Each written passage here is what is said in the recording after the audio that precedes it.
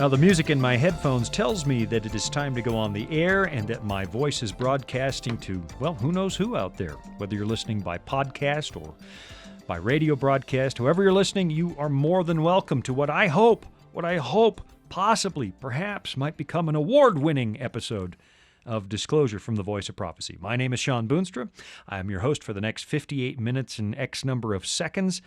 You know, when you take the commercials away, maybe a little bit less. And I think you're going to want to listen to all 58 minutes today because we're going to be addressing what many people consider to be, well, in the faith-based community, a thorny topic, kind of uncomfortable, a little bit icky. But it is a topic that the Bible spends an awful lot of time discussing, and that is the subject of money, filthy lucre, mammon. And I know just the mention of the topic seems a little bit out of place in Christian circles because we like to think God is all about our devotional life and He's all for kindness to others and forgiveness and goodwill. But money, well, that's not for Christians to discuss. That's a subject that is better left out in the marketplace of evil thoughts, where mustache-twirling empire builders drive poor old tenants out of their homes in the dead of winter and tie them to the tracks because they need that house so that they can rip it down and build a mall or drill for oil and strip mine the land, and then Dudley Do-Right appears and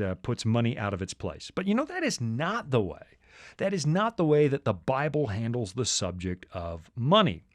And I know we love to say, and we think we're quoting the Bible when we say it, we love to say, money is the root of all evil.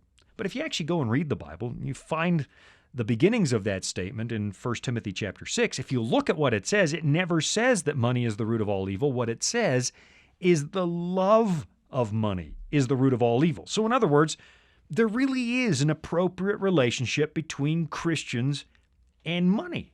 And for that matter, that means there's also such a thing as an inappropriate relationship between Christians and their money. And I guess I want to spend today's episode trying to sort that out. What is the right way for Christians to think about money? What's the wrong way for Christians to think about money? And because I am not necessarily the brightest bulb in the chandelier or the sharpest knife in the drawer, I've brought in expertise. I've got Bill Hay with me in studio, a man who just happens to work right here in the building. Bill, that was handy. You're right here in the building, and I can hardly wait to get into our discussion. So welcome. Thank you. Yeah, and you had no choice because you work at the Voice of Prophecy. You had to come into studio. But just for the sake of those who are listening, enlighten us a little bit. What is exactly that you do around here? I work in the Plan Giving and Trust Services Department, which I call the Department of Mutual Benefit. Okay, why? That means when people want to make large gifts, it's my job to figure out how I can best make that gift beneficial not only to the ministry, but also to them. And if we have time today, we'll talk a little bit about how that kind of thing can happen. But I've got to say, I am glad that you and that department are there. Just to get this out on the air, we are a faith-based ministry. We live by faith, and we also live by donations. We are entirely funded by those who believe in what we are doing. And so I don't do this on the air very often, but you're right here, Bill. So, hey, if the Spirit moves you, we could use your help. How about that? All right. We don't sell anything. The gospel is free, but we could use your help. It wouldn't hurt, especially as you're thinking about the end of the year. Beat the tax, man. Help us out and get a benefit yourself. All right. Yes. That is the end of the shameless plug for donations for Disclosure in the Voice of Prophecy. Bill, I'm kind of keen to get into the subject, money, because, well, I'm the son of Dutch immigrants, and we all know that the Dutch are cheap, and we really think about money a lot. And matter of fact, in my family, the joke was we're so cheap that we buy 2-ply toilet paper and pull the plies apart to save money. And that's cheap. But I was thinking about this because over the years, I've just crossed the 50 line as people are listening to this. I've made some really stupid mistakes over the year. Have you ever done something in your past that you are now embarrassed of financially? I have a story. 4th of July, my wife and I are on the fairgrounds, walking past all the booths where the hawkers are, and here's a guy with these cool little scooters, pneumatic tires, kind of powerful little scooters, stand-up and little electric scooters, dual batteries in it. This is your powered scooter. The powered scooter. And, man, I stepped on that thing, and I said, man, I'm in love. This thing rides great and everything else. How much? $700. I was like, oh, no. Well, that's a lot of money. How much for 2 of them? Uh-oh. I wrote him a check for $1,300. No It kidding. wasn't even sunset before I realized I had made a mistake that I would someday be talking about on the radio. No kidding. Yeah. And here you are. Here I So am. the scooters weren't worth the money? Oh, absolutely not. I mean, they were. You could go to the parts house and buy the same scooter for probably $150, and Uh-oh. I just fell into So the this arms was like of a at the hawker. county fair? Yep. Yeah, at the county fair, nothing is as advertised. I don't know. I've got one that's really embarrassing. When I was in my early 20s, I fell for the envelope stuffing scheme. Do you remember that one? Oh yeah. Yeah, and I'm willing to admit this on radio now. I've swallowed my pride and admit it. Ad in the classifieds, if you're under 30, classifieds were little ads with maybe 20 words that were at the end of the newspaper. And it said, you can make $20 an hour stuffing envelopes. And in those days, $20 an hour was a fortune. And I wrote away, and I got an answer, and they said, you have to pick your plan. Do you want to make X number of dollars, X number? And now I'm suspicious, but I follow through anyway because I'd like to make $20 an hour in a world where I was making about $3. And so I filled it in, and I just signed up for the biggest plan, of course, which now they wanted $50 for the plan. And so I sent $50. And then I got a letter explaining nobody's going to pay you $20 an hour to stuff envelopes. Take out an ad in the classified and promise people they can make money stuffing envelopes, and then stuff this letter in there and send it to them. I felt like an idiot. I still kind of feel like an idiot admitting it, but Yes, learned something yes. that day. There's nothing for free. And they don't post no ads for free my lunch. benefit, but for theirs. Well, listen, let's talk about money a little bit. In the world of Christianity, Christians often refer to the subject of money and how Christians relate to money under the title of stewardship. I hear that all the time in church when somebody's about to take up an offering, they discuss stewardship. So help me unpack that term a little bit, the concept of stewardship. What are people talking about when they use that word? The short answer for stewardship is managing everything in life according to God's will, and the best place I know of to determine God's will is His Word, the Bible. Right. So the word steward is actually an archaic term meaning manager, supervisor, fiduciary, that sort of thing, that you're actually taking care of somebody else's stuff for them. Okay. Let's say I own a fast food restaurant. Okay. I'm going to hire Sean Boonster to be my manager. You wouldn't want that, but for the sake of argument, that's it, because I don't know how to stay out of the French fries. All right. Yeah. Okay, so for the sake of argument, I'm going to run. You own it. I I'll own run it. You run it. You're in there every day. You're in there doing a lot of the things that the owner does, like make decisions, you hire, you fire, you pay the bills, you do all kinds of stuff like this as a manager, but you're still not the owner. You still have an owner to report to.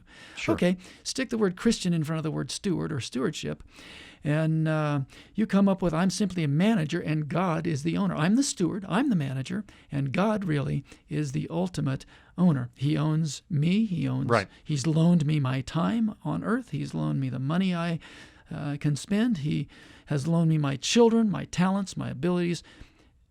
Stewardship means I acknowledge God's the owner. I'm just the manager, according to His Word. Which would sort of change your perspective as to how you manage things. I mean, in theory, you'd like to think that if you're managing somebody else's things, you'd actually, that was the way I was raised, that you would take better care of them because it wasn't yours. Yes. And maybe we've shifted as a society to the other way. Hey, it's somebody else is paying for it. I'll run it into the dirt. But when I was a kid, if you borrowed something from a friend and you broke it, you replaced it with something better because the obligation was so large. It wasn't mine, and I was supposed to take care of it. And it was a reflection of my character as to whether or not I took good care of it. Take it back in better condition than you picked it up. That's, Yeah. That's sort of the... I actually borrowed a car for my first date because I did not own a car in college. And I remember thinking, okay, that was pretty generous. And I brought it back full of gas. I took it to the car wash and washed it. There you and, go. Yeah, because it wasn't mine. So that I would have been a steward of my buddy Tim's car. Exactly. Yeah, Exactly. that worked well, by the way. I'm married to the woman I picked up in that borrowed car. It worked out well. So you were saying the best place to figure out what God wants is the Bible. His Word, the Bible. And the Bible's filled with counsel on how to be a steward. I think of the Golden Rule. Treat everybody else as we ourselves would want to be treated. That's a great stewardship verse. Exodus 20, right in the heart of the Ten Commandments, don't steal. That's a great stewardship verse. Well, how would that apply? I mean, I want to make sure we're thinking about this carefully. Don't steal. How would that apply to a steward then? A steward in managing somebody else's goods, would certainly not want to harm others or be a detriment to others. And the stealing would certainly fall into that. Yeah. And I'm thinking about it in the act of being a steward. It would be theft for me to start treating God's possessions as if I own them, because that's really what theft is, isn't it? Taking what isn't yours. Embezzlement, yeah. Embezzlement. Oh, I have no. Boy, there's got to be a book in there somewhere, right? Embezzling from God. And embezzling God's I got to write that goods. down. Yes, I got to write that down. All right. What else have you found in the Scripture? 1 Timothy, take care of your family. If you don't, you're like an unbeliever and worse than an infidel. Yeah, that's the old King James language, and I prefer that one. Worse than an infidel. Worse than an infidel. If you're not responsible for your family. Yeah. Right. And they're talking about finance. They're talking about money there. Be generous with others, especially the poor. That's the old Mosaic law in Deuteronomy. Take care of widows and orphans. Proverbs has got some interesting tidbits on money management and stewardship. Don't co-sign for others' loans. Proverbs 22. That's a big one. So do you ever co-sign for anybody's loans? Not anymore. No. Well, you often learn the hard way not to do that, but that's actually in Proverbs 22. Yeah, Proverbs 22. Don't be a guarantor for, well, it's not the language it uses. I'm trying to remember the exact text, but basically it tells you don't co-sign. Right, exactly. And that the same chapter talks about not going into debt. Okay. Proverbs 22 has got several good tidbits in there. Now, we should spend some time on debt today, because I can think of a time in the past when Christians railed against debt, and that's fallen silent. So maybe a little later in the show, we'll revisit that. Yeah, and good. What else have we got? Well, another one that the text that people think about when they think of stewardship is generally Malachi 3. I knew you were going to go there. Yes. I've heard every so often, just before they take the offering in church, someone will stand up and read Malachi chapter 3. Bring ye all the tithes into the storehouse. Yeah. That's great. It's instructions. As a steward, God has a claim on 10% of my money and 15% of my time. He claims 1 day a week as his. Yep. He claims 10% of my money, my income, as his. And in order to be a faithful steward, I would return to him what he claims as his own, which is the 10%. Which is a fascinating concept, because if you think about it, and we're going to have to take a break here in a second, and I want to come back to tithing for just a minute, because I think there's some misunderstanding about that in modern Christianity. But if you think about it, if God owns it all and the business arrangement is that you keep 90% of the proceeds and the owner takes 10%, I'm aghast a little bit. Don't you mean you get 90%, Lord, and I take 10%?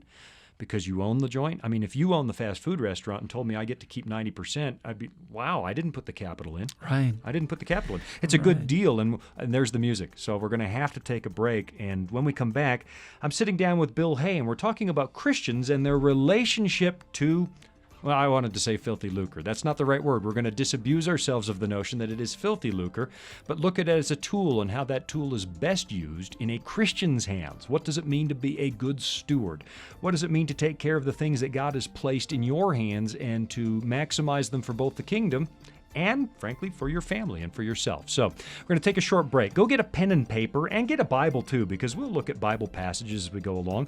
But you want a pen and paper to write down these amazing offers from the good people at the VOP, and I'll be right back.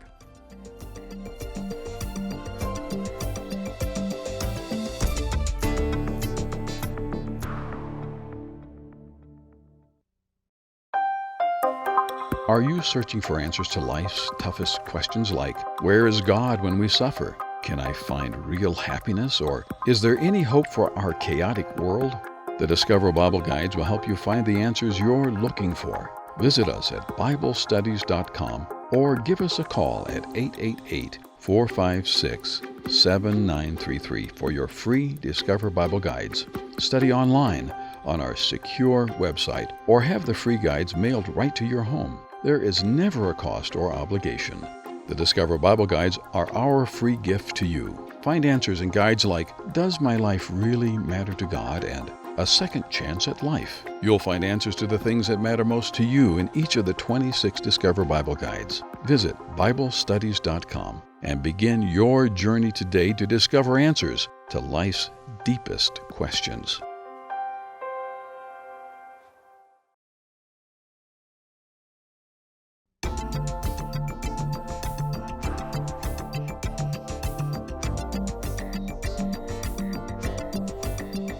And we are back from the break. I hope you had time to go outside, get some fresh air, run around the block a couple of times, and grab a pen and paper and a Bible and sit down and join us again. My name is Sean Boonstra. You're listening to Disclosure from the Voice of Prophecy, and I'm sitting down with Bill Hay, who is giving me a biblical education on how Christians relate to money. And just before the break, we were looking at a number of key points the Bible makes, or some advice it gives, in broad terms.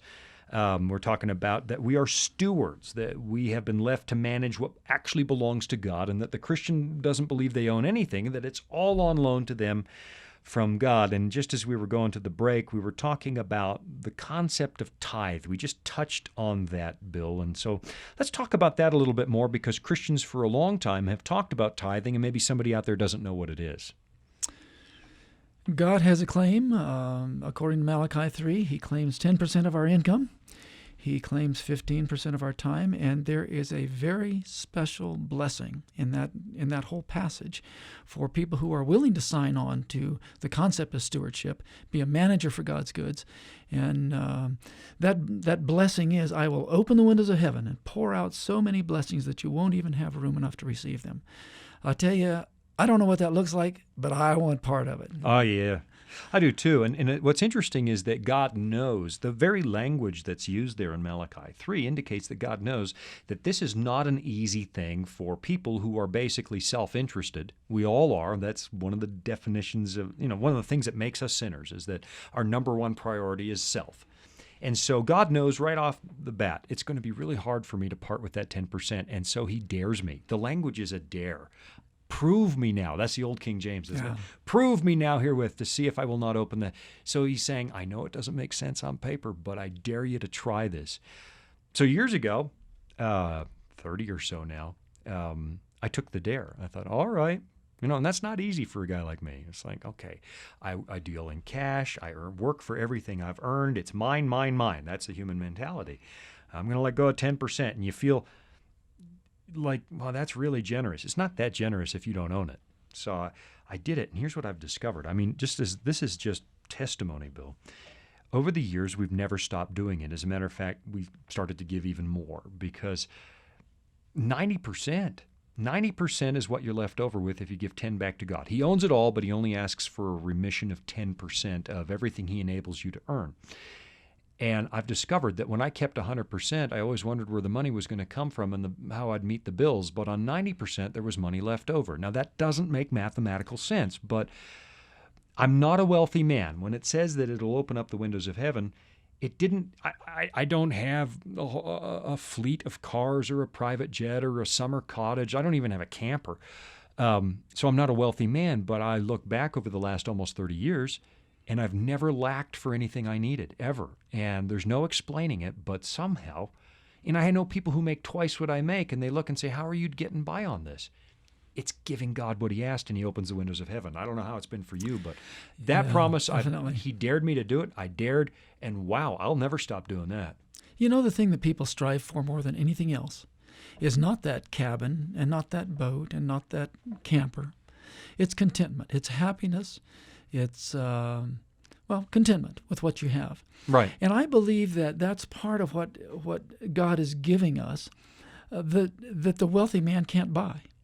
Yeah. That the 100% can't buy, that the 90% can buy, is contentment, happiness, satisfaction with life. I believe those are God-given traits that are rewarded or awarded to people that are within his will, that have signed on to be stewards, that others that have not tend to be maybe a little more discontent, a little more chafing, wanting more, or whatever else. If you're content with what you have, what difference does it make if it's 90% or 100% if you're content with what you have? And that's the big lesson. I often hear these prosperity preachers on TV. I'm not going to name names, doesn't matter who they are, but biblically speaking, they kind of drive me nuts, because they pull out that text that says, I can do all things through Christ who strengthens me. And they basically are saying, if you name it, you can claim it. God will give it to you. And if you want to be a millionaire, claim it. And I can do all things through God who strengthens me. I'm going to be a millionaire. What Paul's talking about in that passage, he says, I've learned to live with plenty, and I've learned to be abased. I've learned to be content in whatever circumstance I'm in.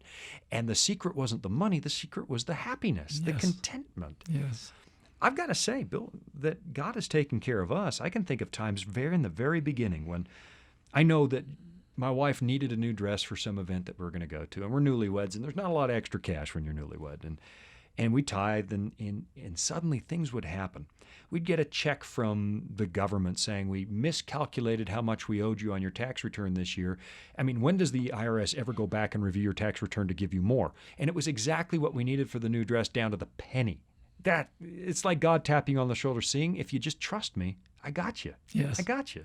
And those stories like that abound. Everybody has multiple stories like that. And so if somebody's out there that is wondering about tithing and they can't do the math, they think it just does not add up. And it doesn't always. No, not on it doesn't. paper. No, it does not. I would encourage them to be faithful with what God has claimed. Yeah. He says, prove me. Yep. So God knows it's going to take a little bit of courage to take that step of faith. Now, I hear some people saying that was Old Testament. That was for the Levitical priesthood. They didn't get land, and so they got tithes, and now we're past that, and Christians don't tithe anymore. But as I've been reading my New Testament, I don't find that's the case. It is mentioned in the New Testament, isn't it? I mean, yes, absolutely. Matthew 23, Jesus tells, he is condemning, the legalists in his midst, and he says, you pay tithe of mint and anise and cumin.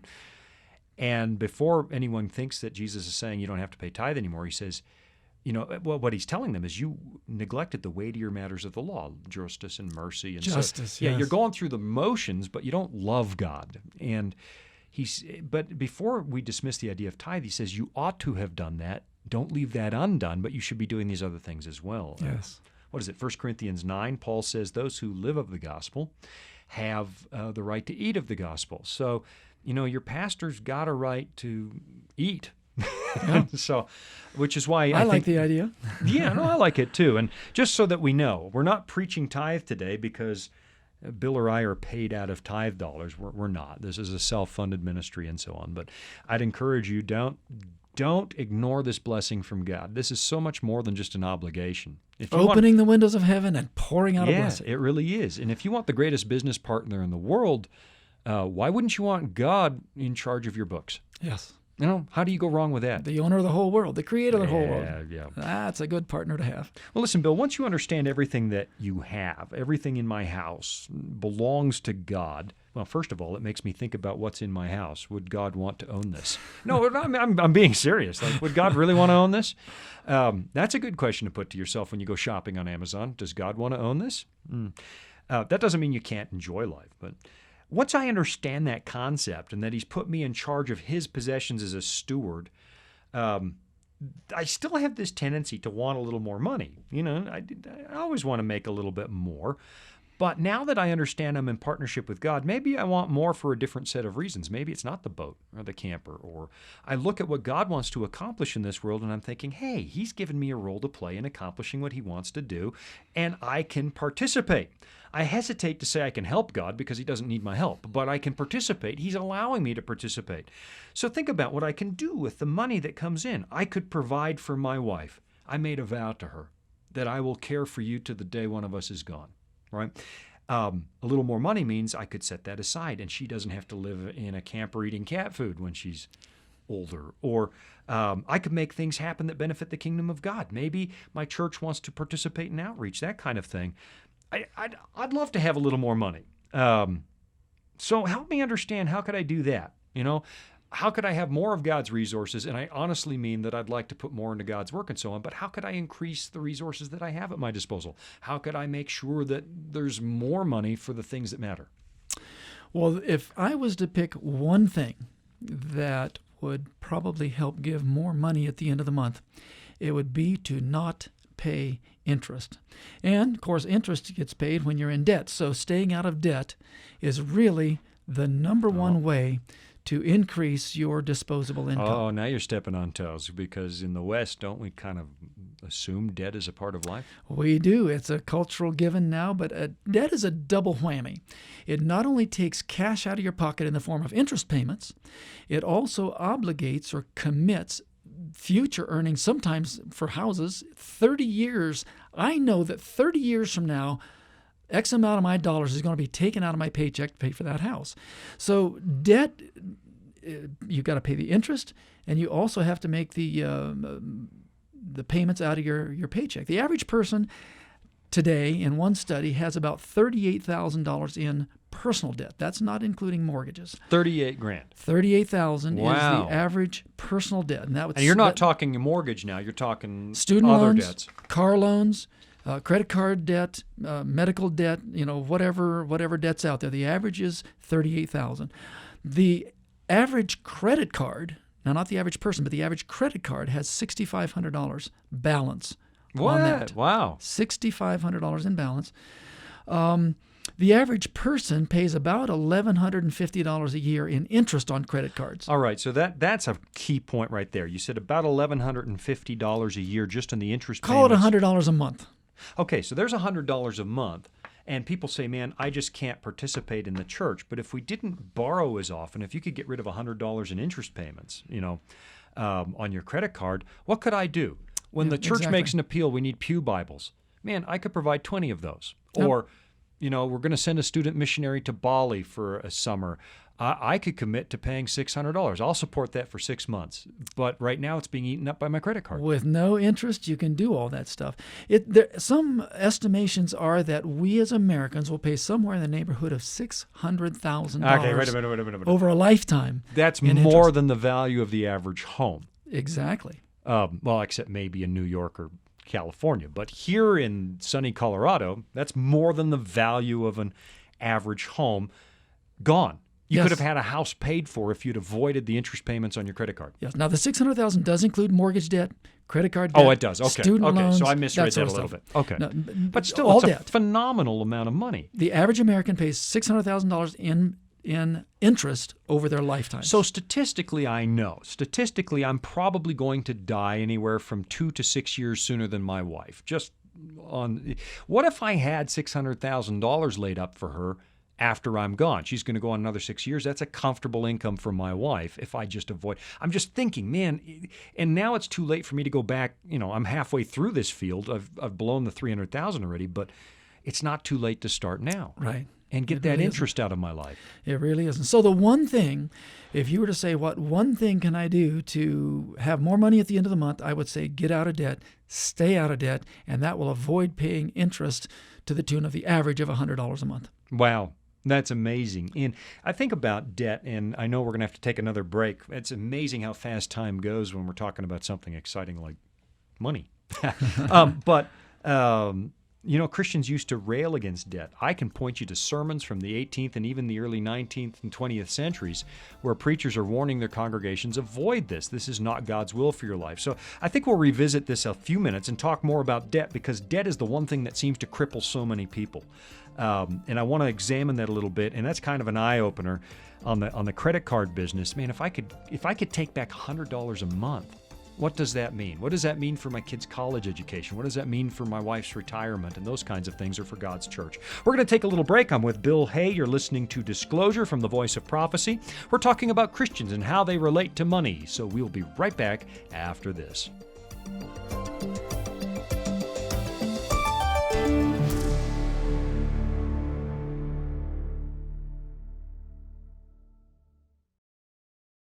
Disclosure is just one of the programs brought to you by the Voice of Prophecy, like the audio adventure program Discovery Mountain.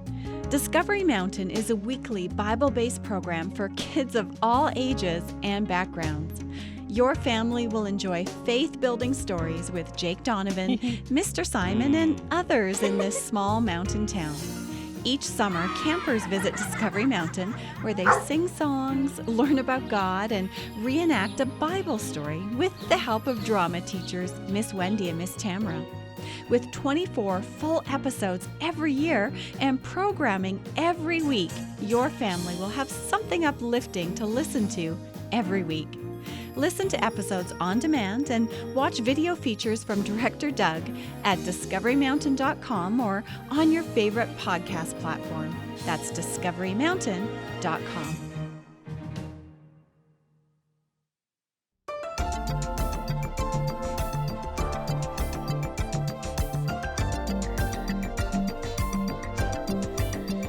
Well, if this was a football game, we would have just come through the halftime show, and we'd be into our third segment out of 4. You are listening to Disclosure. My name is Sean Boonstra, and this program is brought to you by the good people at the Voice of Prophecy, one of the oldest continuously I just messed that up, Bill. Do you hear me mess that up on radio? I heard that. But basically, it's one of the oldest continuously broadcasting faith-based ministries in the world. 90 years this year. 90 years old. Yeah, not me. Not me. Parts of my body feel like they're 90. I've got a back that feels 90, but other than that, I'm sitting down with Bill Hay. We're talking about Christians and filthy lucre, except that we're going to disabuse ourselves of the notion that all lucre is filthy, and talk about an appropriate relationship between Christians and money. And just before the break, we were talking about debt, and I was saying, listen, knowing that everything I own is God's, Bill, I'd like to put more of what I have into the things that would put a smile on God's face. That includes, as you pointed out, taking care of your family. My family isn't primarily somebody else's response. God put me there to take care of them. And if I can eliminate interest, you were saying before the break, what was it, $100 a month? $100 a month on credit card interest or total interest? Average person, yes. Oh, that's credit card interest, the average person. Get rid of that. $100 a month. Some people say, I can't save for retirement. That would be $1,200 a year you could put somewhere. And some of you out there work for companies that match your contribution. So now it's $2,400. Yeah. Yeah. But this is starting to be fun, multiplying for the right reasons Yes. and so on. You know, here's the question I've got, because you were pointing out debt, and I've noticed that years ago, preachers used to preach on the evils of debt to their congregations. And I was reading Charles Spurgeon's, it was either a biography of him, an old one written in his day virtually, or an autobiography. I can't remember if he wrote it or not. But he does tell the story where as a little boy he borrowed money to buy a pencil, and when he got home his father gave him a spanking because Christians don't borrow money. What is it about debt that Christians should be aware of? You've kind of touched on that. Why do you think our ancestors avoided it like the plague? And maybe the harder question is, why do you think we don't really talk about it anymore? Well, debt is a major source of anxiety, stress, that sense of obligation, being beholden. Money problems are the number one cause of divorce. No surprise there. It still is, really, number one cause. It is. Yeah. It is. Just those factors should make you pause and want to get out of debt. Our ancestors were more horrified at the thought of being beholden to others in former times. That was long before the entitlement age that we now live in. Right. Also, being out of debt is a biblical principle. And here in America, people used to be more in tune with biblical standards and want to align their lives and their lifestyle with what the Bible taught. Today, it's become the cultural norm. It's the aberration. It's the freak that doesn't have debt. It's the freak that doesn't live on credit. And so nobody equates it with anything negative or bad or much less sinful or unspiritual as it used to be. Right. You know, Gene and I talk about this all the time, and we have often caught ourselves saying, you know, when something goes really wrong, like the furnace blows up or the roof is leaking, we've often sat down and said, aren't you glad we don't have a mountain of debt? Now, just in case anybody thinks I make a lot of money, I don't. I make less than the average in my profession. I make about the average of what anyone in a community makes. That's roughly what I earn. And so we don't have a lot of money, but we have chosen that we would rather live without than go into debt. And then when the big crunches come, it's like, aren't you glad we don't have a mountain of debt? Aren't you glad that, you know, we do have some, I do have a mortgage. But other than that, it's like, wow, now it's time to put our kids in college. Aren't you glad we're not also on top of that paying down a bill from 10 years ago? When the transmission goes bad or when the time comes to buy a new car, the whole idea of not having to add that on top of a bunch of debt, it takes a lot of stress off the marriage. It really does. It really does. Now, we have stress. But here's what I've thought about with debt. You know, debt, well, if I'm a steward, if I'm actually managing God's resources, if you were running your fast food restaurant in your example and you came to me and said, well, how much did you pay for the deep fryer? I said, I paid $50 for, or I don't know what they're worth, $500 for the deep fryer. And you say, okay, but then you find out I bought it on time. What I really paid for it was $1,000 because the interest is going to make it twice as that. I wouldn't want to give you as the owner that report that I spent twice what I should on that deep fryer. I'd like you to know I got a good deal. Faithful stewards don't do that. Faithful stewards are economize. They do the best they can with what they've got. So if God taps me on the shoulder and says, all right, you bought a bicycle. and that's nice. You're going to ride it to work. It's good for your health. There's a number of, and you paid $200. I don't know what bicycles are worth anymore. I'm from the old days when they were worth $50. But, $100 for, what are they worth now? Probably $500 by now. For you can nice buy bicycle. them at cheap discount stores for $150. Okay, but so $150. You can spend $12,000 on a bicycle. But, yeah, $100 bicycle I'm buying. And God says, that's very nice. I like you to have that bicycle. You're getting to work on it. You're getting some exercise. What did you pay? And then I have to admit to God that I took $200 of his resources to pay for a $100 bike because I bought it on 3 years. Yeah. I don't know. It does add up that way, doesn't it? I mean, you were absolutely. talking to me in the break about a credit card bill. I tell you what, Sean, this absolutely floored me. I could not believe what I was seeing. But recently, I had a lot of travel during a month and a few other expenses like that. I had my credit card bill come in at just at $5,000 for the 1 month. Okay. Federal law requires that the credit card companies divulge or reveal what it would take to pay off this debt, this $5,000, if only the minimum payment was made. Okay. And they usually list that somewhere on the bill. Federal law requires it. Only the minimum being paid, the balance, the time that it would take to pay off $5,000 is 31 years. Get out of here. Your bill says 31 years of payments. And the total that will be paid is triple the $5,000. In 31 years, I'm going to be well into my 80s, I think. Wow. The point is, we're not talking about the buying of a house or a franchise or anything like that. We're talking about a 1 month's worth of travel, $5,000. It takes 31 years to pay it off. So, when you're making minimum payments, it's what's the minimum payment on that? What did they suggest? $177. Oh, I'm sorry. No, the minimum payment on this, $100. $100 minimum is payment the due, minimum $100. payment. Mm-hmm. So minimum payments, you'll be paying that balance for 31 years. And that's amazing because there's a lot of people in this day and age that are making $4,000 or $5,000 a month. It's a month income, but you're going to be paying that back over 31 years. What would be the total if you paid it that way? How much does that become? Almost $15,000, almost triple, $14,400. Okay, so my bicycle example was wrong. I should have said $300 on the one because I'm paying it on time. Yes. Wow. Yeah. Stewardship, not only is it glorifying God, it's making life better for we ourselves. That's part of the opening the windows of heaven and pouring out the blessings that we don't even have room to receive. Well, isn't that the amazing thing? Is that we tend to, in our sinful state, look at the things God says, hey, live this way, and we kind of grit our teeth. All right, if you insist, if that's the rule, I'll do it. Not understanding that this does not just bring more glory to who God is and reveal his love to the world, but it's the best way to live. Best for us, absolutely. Yeah. So, okay, let's say I do have some debt in my life. Okay, Bill, let's say that, I've got a credit card balance, several $1,000s. Let's say, for example, I've got a car payment as well and a house payment, and you're telling me get out of debt. What could I do? What are the steps I take to start digging my way out of that red ink?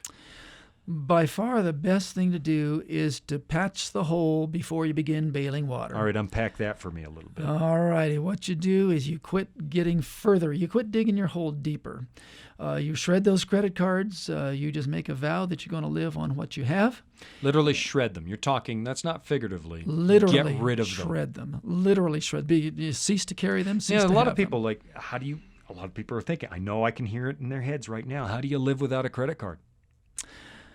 Well, I'm not saying that you have to live without a credit card. We can come back to that. Okay. My thing is quit increasing your debt. The credit card itself is just a symptom of the problem. The debt is the problem, not the credit card. Yeah, quit going deeper into debt. If you need to shred the credit card, certainly do that. But particularly at least if you have a problem, if it is a problem, it might not be a bad 6 months to live without a credit card because I think at least at the end of the 6 months, you'd understand just how often you had been using it. Yeah, exactly. It'll open your eyes. Wow. So once you've quit racking up the debt, once you've quit buying things on credit, once you've quit signing up for new services and new contracts, then you determine the cost of your most basic needs. Now, what I call basic needs is 5 things. Okay. Food. Yep. Need clothing. that. Yep. Clothing, lodging, utilities, and transportation. Those are the 5 basic needs that we as humans have. Then what you do is you write a budget that covers those 5 basic needs, and then everything above paying for the 5 basic needs you throw at the debt. Okay, now listen, you said the B word. You said budget. I want to come back to that in just a minute, because I just wanted to, you said your most basic needs. And so as I'm looking at these needs, food, clothing, lodging, utilities, and keeping the lights on, transportation, there are needs and there are needs. And when you say basic, I think that's probably an important word there, because there's transportation, but there's basic transportation, and there's the six-figure Tesla that I want. You're talking needs. Needs, our basic needs. People that are serious about getting out of debt are able to trim some of those things. I mean, I know people that are canceling their cell phone contracts. They're going without cell phone. And some of those are more expensive than you would dream, right? Because you're paying $70, $80 a month, and you signed up for 2 or 3 years. It racks up. And many. It's not unusual to have phone bills be $300-$400 a month.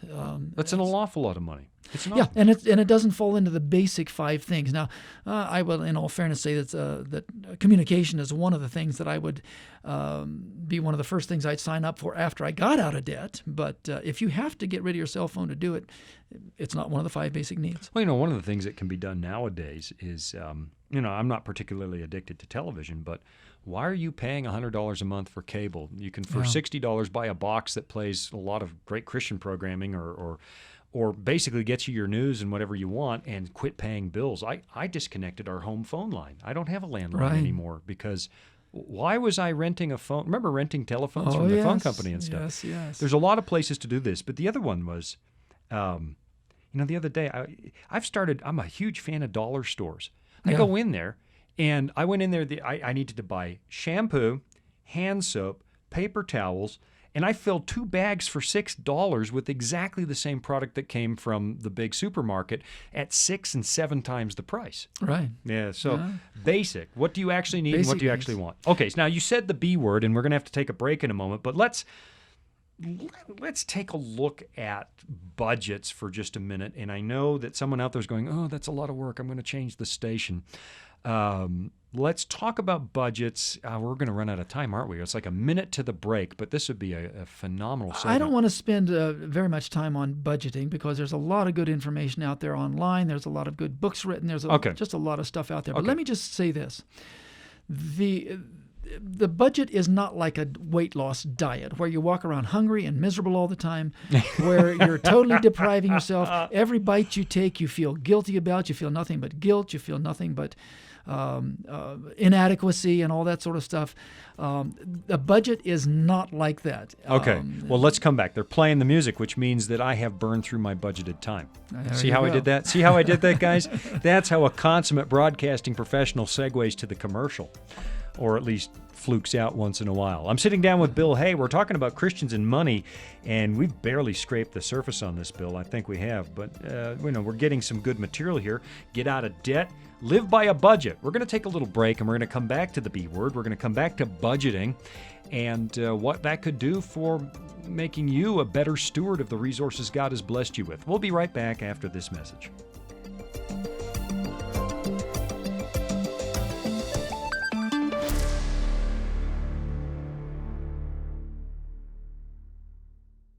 Are you searching for answers to life's toughest questions? Like, where is God when we suffer? Can I find real happiness? Or is there any hope for our chaotic world? The Discover Bible Guides will help you find the answers that you're looking for. Visit us at BibleStudies.com or give us a call at 888-456-7933 for your free Discover Bible Guides. Study online on our secure website or have the free guides mailed right to your home. There is never a cost or obligation. The Discover Bible Guides are our free gift to you. Find answers in guides like Does My Life Really Matter to God? And A Second Chance at Life. You'll find answers to the things that matter the most to you.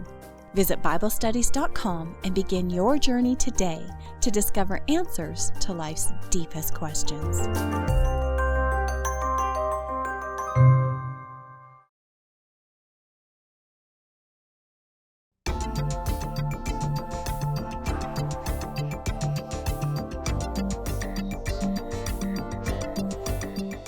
It is hard to believe how fast an hour goes by when you're talking about cash, filthy lucre, money, Mammon. What are the other words the Bible uses for it? But it's really talking about attitudes toward money instead of the money itself. Here's the reality. Ever since we left the Garden of Eden, we have exchanged our time in this world, our limited time, for money. And Bill, I think I heard somebody once say, and it was one of the better descriptions I've heard, money is congealed life. Because you take your life and you exchange it. I'm exchanging 8 hours a day would be a dream. I'm exchanging 14 hours a day for a paycheck. So what I have at the end of the day, the congealment of my life, is the money in the bank. And when you think about that, it's like, okay, this is what I did with my life. And now I can take my congealed life and I can convert those hours I might have worked for an employer into hours that I worked for God, because some of that congealed life goes back to Him. Yes. I don't know. Congealed life was a cool way to think about it one time. It's like, the lowest common denominator of work. Yeah. Some point we decided we all exist better if we have a medium of exchange, because if I raise chickens, you might not want my eggs, but you need wheat, but you can pay me cash, and it works that way. So you said the B word last segment. We're talking budgeting. You're saying, look, this is not like a weight loss diet where you're depriving yourself. So then what is a budget? Talk to me about budgeting, because I'm not convinced that's a skill we learn anymore. I was taught in school. As a matter of fact, in the 8th grade, they made us fill out a tax return. Here's a phony pay slip. And you fill out a tax return and develop a household budget. There was some consumer education. I'm not sure they do that anymore. It would be rare. It'd be rare to find So that. talk to me a little bit about budgeting. Okay, it's not a weight loss diet, so what is it? It is, I would compare it more to a to-do list that you go home on your day off, and when you wake up, you make yourself out a to-do list. Okay. That to-do list is not something that deprives you of time or makes you miserable. All it does is helps you organize your priorities, make sure you don't waste time, keep you focused, all that sort of thing. So a budget really is simply a to-do list for your dollars. It's not like you've got to get along with nothing. All it is just making sure that the dollars are focused, that they're applied properly, and that they do the job that they're supposed to be doing. I have a friend. This couple was they were digging out of a financial hole. Yeah. They had a budget, and their anniversary rolled around, and they were on their way to a very nice restaurant for their anniversary meal.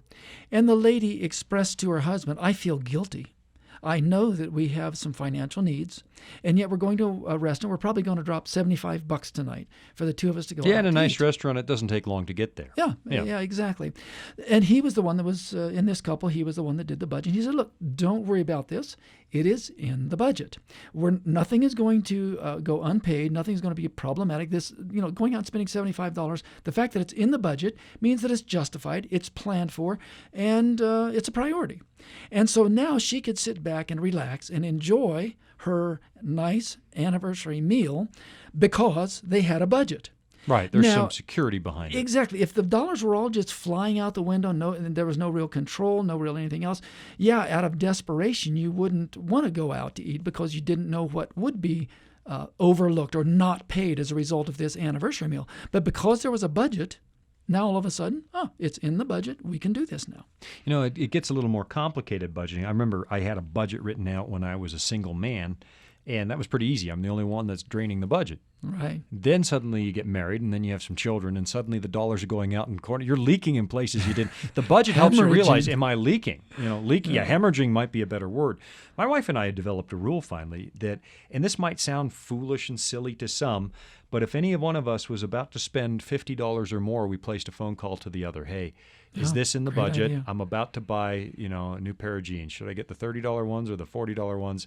Is it still in the budget for jeans this month? Because there might be a clothing budget, but my wife may have already, without me knowing it, bought all the kids' clothes for school and blown through the budget. So do I buy these jeans now or do I wait a month? Yeah, That kind of that's a a thing. great plan. I don't know. $50 seems low to some people, but it sure keeps you, if you set that threshold low, you stop leaks from becoming hemorrhages. Yes, So absolutely. the B word.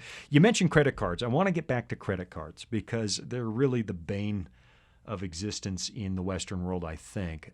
We're not as scared of debt as we should be. And in some ways, I wonder if we shouldn't call credit cards debt cards because that's really the end result. It's not The more express credit. train. Yeah, it really is. Talk to me a little bit about not letting your credit cards get out of control? How do you stanch that problem before it bleeds? Well, as I said a few minutes ago, I'm a credit card holder. And I am too. Yeah, I don't think that it has to be a problem. Now, I know there are plenty of folks out there that believe that credit cards create the problem, but really they don't. As long as you, number one, pay the credit card in full, number two, on time, number three, every month.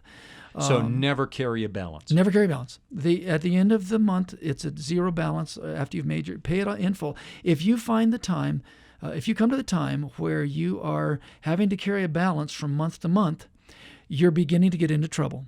You're going over your budget. You're going over your budget. You're beginning to get into trouble. I was one time went into a convenience store to the cashier there, a young girl. Like a 7-Eleven. Yeah, late teens. I dropped my credit card on the counter, and she picked it up with kind of an interest in her eyes, kind of a renewed interest. She said, "Oh, credit card," she said. "My boyfriend and I have just applied for our first credit card." Oh. I said, "Oh, okay. Well, just be sure you pay it in full every month on time." And she looked at me and she hesitated. She was trying to process that a little bit, and she said, "Oh, we're planning to make a payment on it every month." Oh, she didn't hear you. I said, no, pay it in full, on time, every month. And her jaw just kind of fell a little slack, and she said, "Well, then why would we have a credit card?" And that seems to be the mentality, that the credit card is kind of free money, that if you get it, you get some free money. And they don't. There's just a little disconnect there. Well, we should always probably think about the fact that the credit card company's not giving you a credit card as a favor to you. Right. There's no the only reason they want to do it is they're making money on it. That's exactly right. And 60% of credit card holders pay it off every month. That's higher than what I thought. No, that's actually better than I figured it would be. Me too. I didn't think it'd be that high. Only 40% of the people have an ongoing revolving balance on their credit card. So I would encourage anybody that is buying on a credit card to pay in full, on time, every month, and that will minimize your risk of having your credit card be that one-way ticket to insolvency. Well, people often talk about the magic of compounding interest. And when you're saving money, that's a big thing, that compounding interest. But it works the other direction.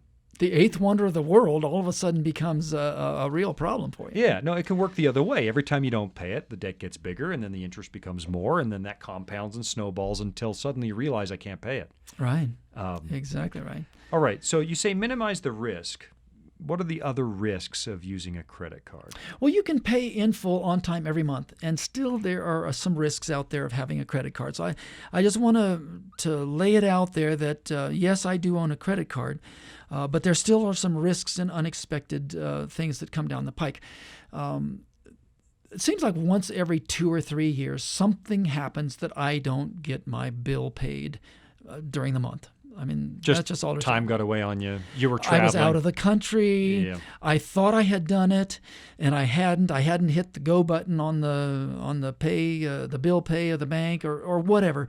And down the pike comes unexpected fees and interest. About 3 months ago, this happened to me. I had to pay $62 in interest and fees. Ow.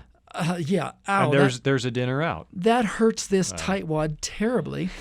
But that I just have to slap myself on the forehead and say, you know what, that's just part of the cost of owning a credit card that I don't like, but hey, it happened and that's the way it is.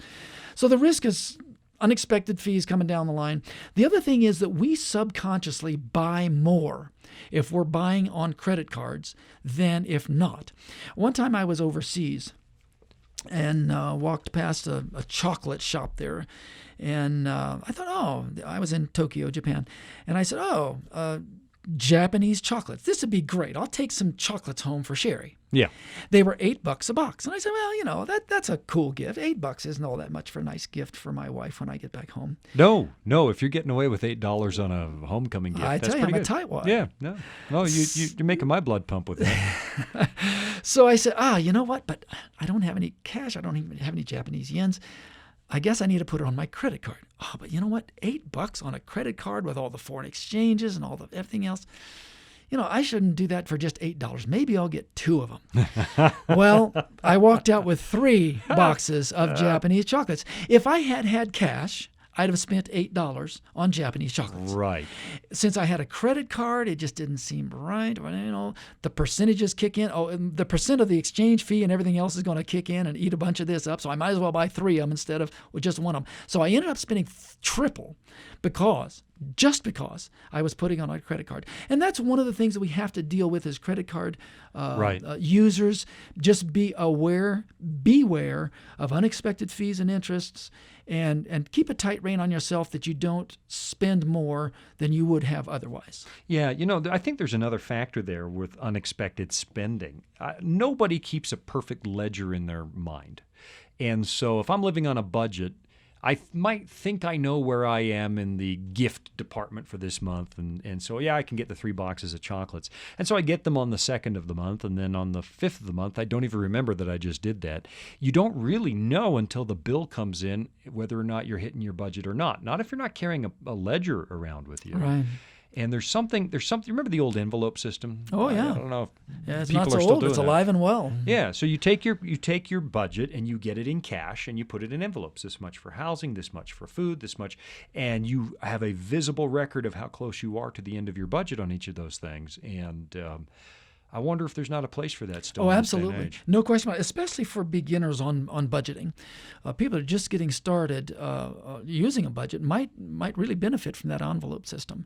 If you've been doing a budget for a few years, and you're kind of in the swing of things, you know where things are, you can eventually transfer over to a more of a ledger system where all your money is in one pot in the bank account, but you've got ledgers to account for what's in the bank. All right, listen. I know we're gonna run out of time, and there was so much to talk about.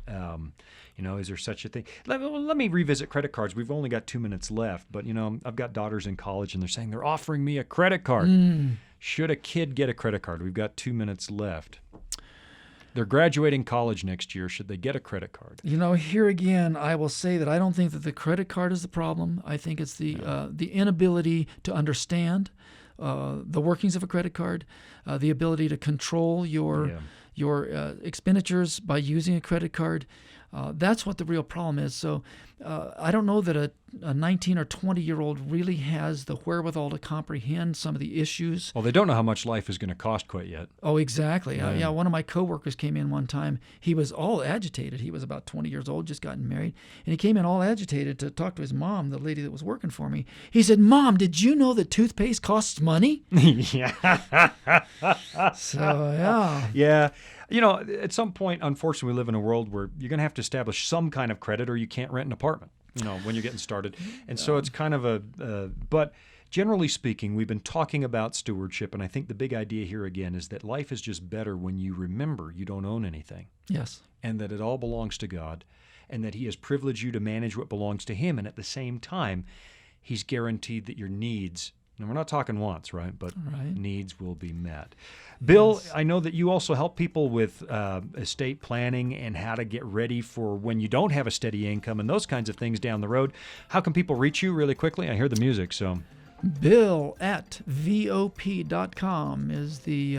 Great, so people can just email you. Or get on the website. I know you spend a lot of time with people helping them prepare for down the road. It's one of the things that you do as a ministry, yes. and helping people meet God's needs and theirs at the same time. Yes. That's the music, though. Listen to that. We are out of time because we talked so much. But until next time, I'm Sean. I've been with Bill Hay, and you've been listening to Disclosure. God bless you until we meet again.